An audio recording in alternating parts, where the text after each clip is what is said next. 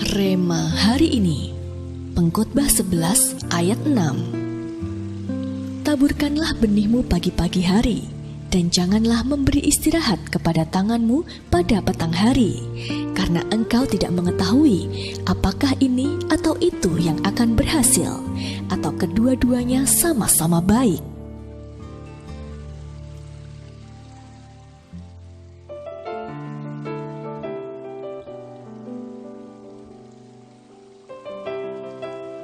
Dalam budidaya anggur, pemangkasan atau pruning adalah kunci utama untuk mendapatkan hasil yang optimal.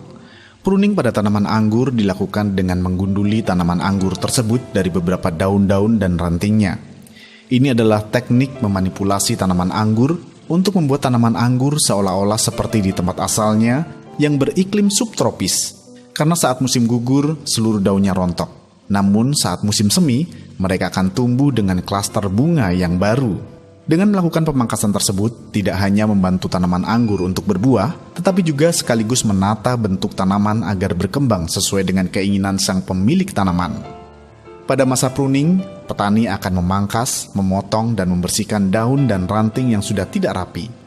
Bagi tanaman tersebut pasti tidak nyaman dan sakit, karena beberapa bagian tubuhnya harus dipotong dan dipangkas.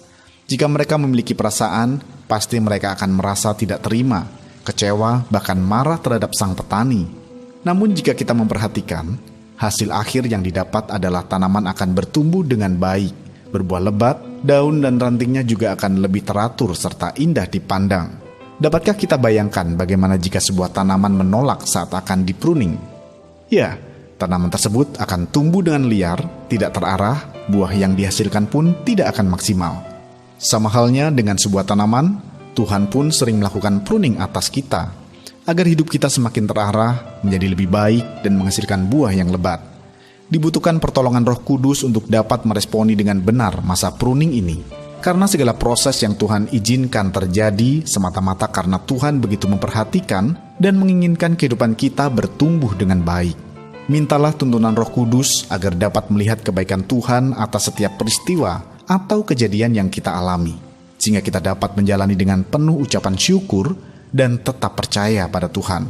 Maka melalui hidup kita, nama Tuhan akan semakin dipermuliakan. Apa yang membuat kita gagal meresponi masa pruning dengan benar? Menurut Anda, mengapa respon kita sangat menentukan masa pruning kita berhasil atau gagal? Langkah-langkah apa yang akan Anda ambil agar kita dapat meresponi masa pruning dengan benar? Tuliskan.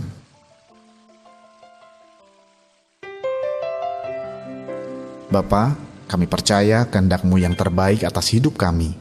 Jamah hati kami agar memiliki hati yang mudah diajar oleh Roh Kudus, sehingga kami dapat meresponi masa pruning kami dengan benar dan hidup kami akan terus bertumbuh dalam iman dan berbuah lebat bagi kerajaan-Mu. Di dalam nama Tuhan Yesus kami berdoa. Amin.